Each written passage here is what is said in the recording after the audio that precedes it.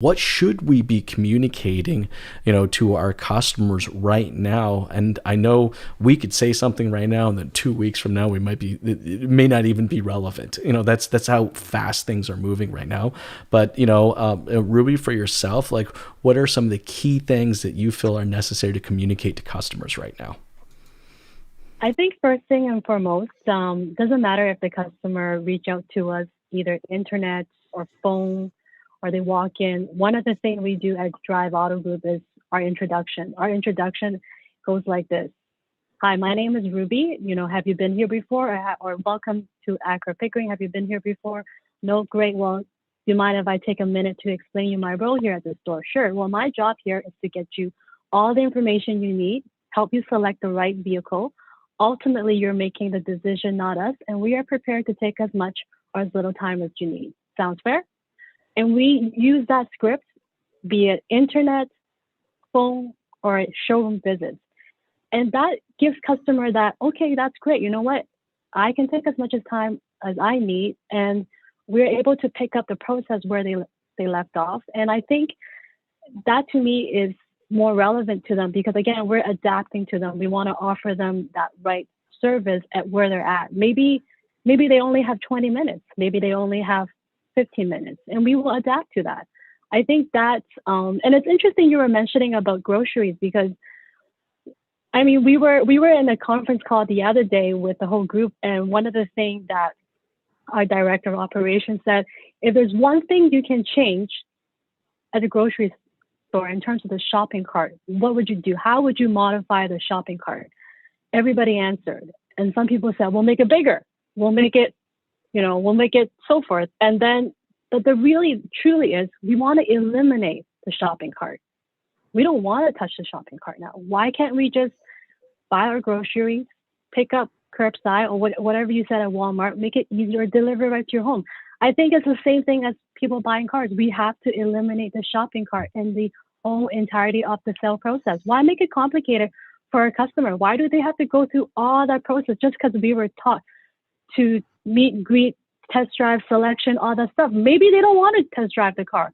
Maybe they don't want to go over the service. Like, we need to just adapt and make it make sense. That's why we were able to engage and have a higher internet conversion, because most of the time people just kind of know what they want. As long as they're provided with all the data, they're willing to transact. So we have to redefine that whole entirety of process. Don't make it complicated, right? Eliminate the shopping cart. No, but you're absolutely right. I mean, we have to be willing to meet the customer with their needs, not our needs. And see, that's a fundamental mind shift for our industry in general, right? Yeah, Like, it's like, oh, you want to buy a car, right? Okay, you're gonna do it my way. it's exactly. it's the way it's always been, right? Oh, you want to service your car? That's cool. Here are my hours.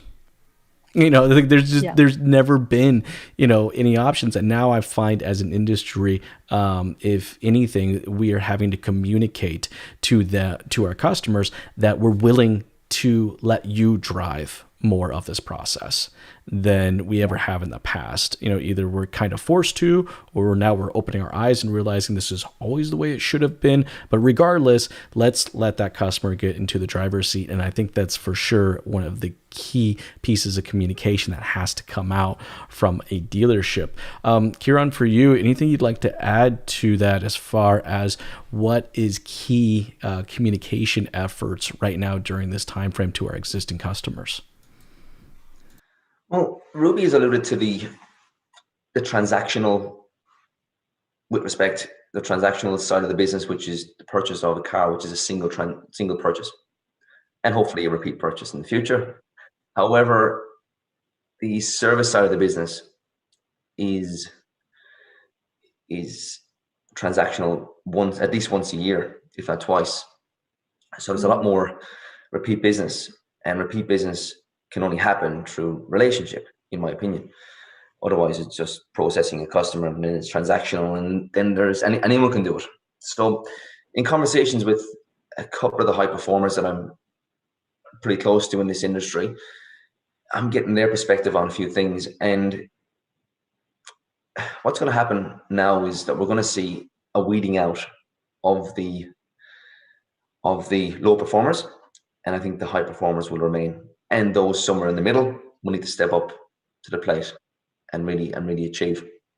So in terms of the relationship side of things, we've always been, again, Jason, you and I did a podcast 6 months ago, and we spoke about it in depth about relationship and Isn't how that to build crazy? it. That was So 6 months ago. God, it feels like 6 years ago with time now these days. you've been busy since then, Jason.